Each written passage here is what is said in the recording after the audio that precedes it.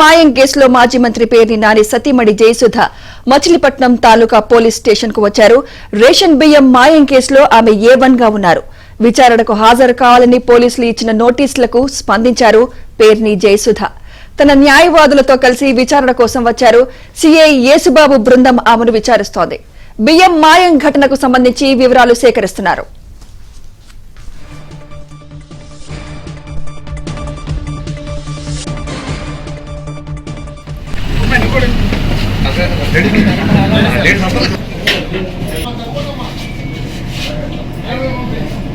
దేవి మిగతా బయట పని చేసే కూడా అందరూ వద్దు, ప్లేస్ సరిపోదు లోపల.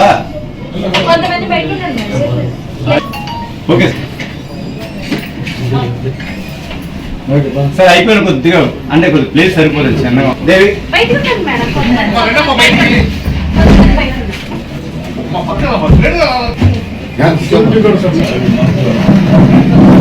అమ్మా మన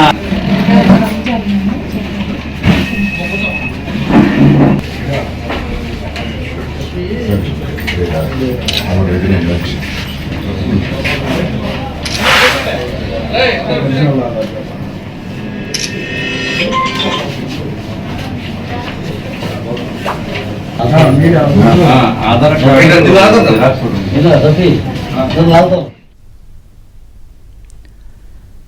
బియ్యం మాయం కేసులో మాజీ మంత్రి పేర్ని నాని సతీమణి జయసుధ మచిలీపట్నం తాలూకా పోలీస్ స్టేషన్ కు వచ్చారు.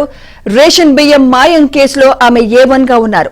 విచారణకు హాజరు కావాలని పోలీసులు ఇచ్చిన నోటీసులకు స్పందించారు పేర్ని జయసుధ. తన న్యాయవాదులతో కలిసి విచారణ కోసం వచ్చారు.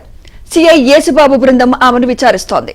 బియ్యం మాయం ఘటనకు సంబంధించి వివరాలు సేకరిస్తున్నారు. ఇదే అంశంపై మరింత సమాచారం మా ప్రతినిధి ప్రసాద్ అందిస్తారు. ప్రసాద్, పేర్ని నాని కుటుంబం అజ్ఞాతం వీడినట్టు తెలుస్తోంది. పూర్తి డీటెయిల్స్ తెలియచేయండి ప్రసాద్.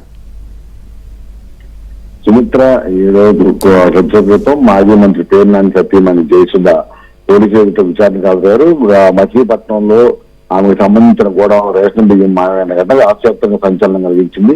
ఆ నిర్వహణ మొత్తం రికార్డుల పరంగా ఆమె పేరుతో ఉన్నప్పటికీ కూడా మొత్తం నిర్వహణ బాధ్యత మొత్తం కూడా పేరు నాని స్వయంగా చూస్తా ఉన్నారు. అందుకోసం ప్రత్యేకంగా సిబ్బంది కూడా నియమించుకున్న పరిస్థితి. వైసీపీ ప్రభుత్వ హయాంలోనే తనకు సంబంధించిన 2 గోడౌన్ల భారీగా ఈ రేషన్ బియ్యాన్ని నిల్వ ఉంచారు. అయితే ఎప్పుడు మాయం చేశారో కానీ మొత్తం పూర్తిగా మాయం చేయటం, దాని విషయాలు కూడా పూర్తిగా గోప్యంగా ఉంచారు. కూటమి ప్రభుత్వం వచ్చిన తర్వాత ఈ మొత్తం వ్యవహారం బయటకు వచ్చిన నేపథ్యంలో ఈ కేసు నుంచి బయటపడేందుకు కూడా తీవ్రంగా ప్రయత్నించారు.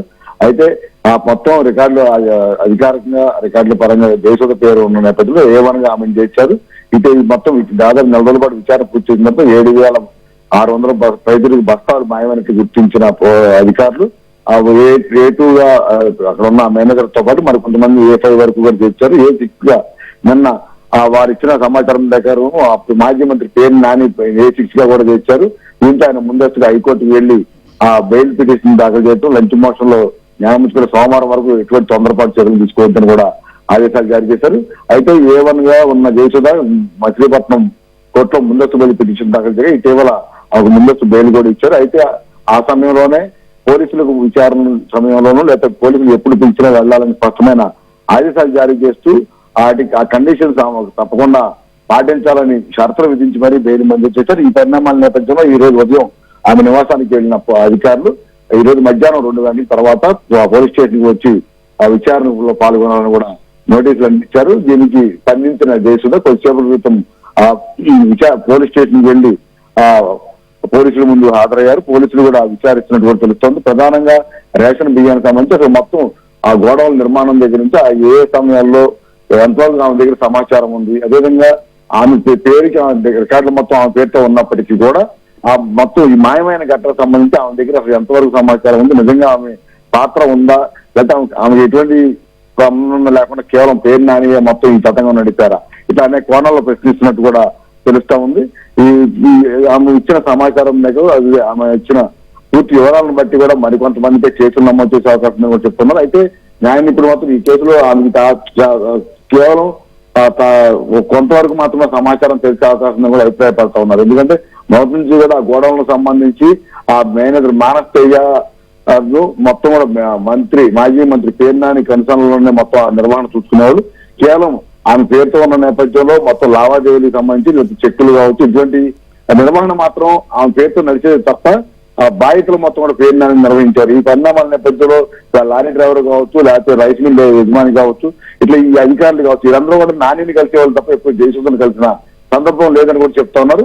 అయితే ఇది సంబంధించి అసలు ముందు ఆమె దగ్గర ఎంతవరకు సమాచారం ఉంది, నిజంగా ఆమె తెలిసి జరిగిందా, తెలియకుండా జరిగితే మొత్తం పేరునని మొత్తం పాత్రధారి కొత్తదారి కూడా భావించవచ్చు. దీనికి సంబంధించి ఒక అంచనాకు వస్తే తర్వాత ఎటువంటి చర్యలు తీసుకునే అంశాలపై కూడా పోలీసులు ఈ రోజు ఆమెను పిలిచినట్టు కూడా తెలుస్తా ఉంది. ఈ రోజు ఆమె చెప్పే సమాధానం బట్టి ఒక సానుకూలంగా స్పందించలేదు, మరోసారి కూడా విచారణ పిలిచే అవకాశం ఉందని కూడా చెప్తున్నాం. ప్రస్తుతం అయితే బందర్ తాలూకా పోలీస్ స్టేషన్ లో ఆమెనైతే విచారణ ఇస్తా ఉన్నారు. అయితే ఇప్పుడు ఆమె మేయర్ కారులో రావటం, అదేవిధంగా కొంతమంది మహిళలను తీసుకుని రావడంపై కూడా చర్చనీయాంశంగా మారింది. ఇప్పుడు మేయర్ కారు అంటే ప్రభుత్వ వాహనంలో ఒక దోషిగా ఉన్నాము, ఏవన్గా ఉన్నాము, ఈ పోలీస్ స్టేషన్ రావడంపై కూడా విమర్శలు వ్యక్తమవుతోంది. అదేవిధంగా న్యాయవాదుల సమస్యలు విచారించేందుకు అంగీకరించాలని కోరినప్పుడు కూడా పోలీసులు అటువంటి ఆదేశాలు ఎక్కడ కోర్టు నుంచి తమకు లేవని, మీరు మాత్రమే లోపలికి వచ్చి పూర్తి వివరాలు అందించాలని కూడా స్పష్టం చేశారు. ఈ పరిణామాల నేపథ్యంలో కేవలం ఆమెను పోలీసుల సమస్యలను ప్రస్తుతం విచారణ చేస్తున్నారు. విచారణ పూర్తయిన తర్వాత పోలీసులు ఇచ్చే సమాచారాన్ని బట్టి, ఆమె నుంచి సేకరించిన సమాచారాన్ని బట్టి ఫర్దర్ గా ఎటువంటి చర్యలు ముందు తీసుకెళ్లాలి, అదేవిధంగా సోమవారం వరకు ముందస్తుగా ఎటువంటి చర్యలు తీసుకోవద్దని హైకోర్టు ఆదేశించిన నేపథ్యంలో ఆ తర్వాత పేరు నన్ను అధిపతిని విచారించే అవకాశం ఉందని కూడా చెప్తున్నారు. మొత్తం మీద ఈ వారం రోజుల్లో మొత్తం ఎవరైతే A2 నుంచి A5 వరకు అదుపులో ఉన్న నిందితులు ఇచ్చిన సమాచారం, అదేవిధంగా ఇప్పుడు దేశంలో ఇచ్చే సమాచారాన్ని క్రోడీకరించుకుని తద్వారా పేరు నాని పాత్ర ఎంతవరకు ఉంది, ఏ సందర్భంలో ఎలా మళ్లించారని కూడా స్పష్టత అధికారులకు వచ్చే అవకాశం ఉంది. ఆ తర్వాత అతను కూడా అరెస్ట్ చేసి ప్రాసిక్యూట్ చేసే అవకాశం ఉందని కూడా చెప్తున్నారు సుమిత్ర. అంటే పేరుని నానిని A6 గా చేర్చారు కదా, మరి ఆయన పరిస్థితి ఏంటి అంటారు ప్రసాద్? యాక్చువల్గా ఈ కేసు మొదట్లో ఈ వ్యవహారం మొత్తం బయటపడినప్పుడే వెంటనే పేరు నాని 1,70,00,000 చెల్లించారు. అయితే అప్పుడే అతను తాను తప్పు ఒప్పుకున్నారని చెప్పి న్యాయ నిపుణులు కూడా భావిస్తున్నారు. అయితే అధికారంగా అంటే చట్టపరంగా న్యాయపరంగా చూస్తే ఎక్కడ కూడా రికార్డుల పరంగా ఎవరైతే పేర్లు నమోదై ఉంటాయో వారిని ముందుగా ప్రాసిక్యూట్ చేయడం అనేది మనం చట్టం చెప్తుంది. అందులో భాగంగానే ఇప్పుడు నిర్వహిస్తున్న గొడవలు మొత్తం అతనికి అనుసరణలో ఉన్నప్పటికీ కూడా రికార్డుల పరంగా ఆమె జయసుధ పేరుతో ఉన్న నేపథ్యంలోనే ఆమె ఇప్పుడు A1 దోషిగా అయింది. కానీ మొదటి నుంచి కూడా ఆమె పాత్ర లేదని అందరూ అభిప్రాయపడుతున్నప్పటికీ కూడా చట్టపరంగా రికార్డు పరంగా ఆమెను దోషిగా చూపించాల్సిన పరిస్థితి. అదేవిధంగా మానస్ తేజ ఎవరైతే మేనేజర్ ఉన్నాడో మానస్ తేజ కావచ్చు, అదేవిధంగా లారీ డ్రైవర్ కావచ్చు, రైస్ మిల్ ఓనర్ కావచ్చు, అలాగే కోటిరెడ్డి పౌర సరఫరాల శాఖ అధికారి, అంటే వీళ్ళ పాత్ర ఆ బియ్యం మూటలు మాయం చేస్తున్న సమయంలో వీరి పాత్ర ఉందని నిర్ధారించారు. వీరు ఇచ్చిన సమాచారం మేరకు పేరు నానిని A6 గా చేశారు. అయితే హైకోర్టు సోమవారం వరకు ముందస్తు చర్యలు తీసుకోవద్దని చెప్పిన నేపథ్యంలో ఆ తర్వాతే అతన్ని విచారించే అవకాశం ఉంది, అరెస్ట్ చేసే అవకాశం ఉందని కూడా భావిస్తున్నారు. Right, thank you Prasad.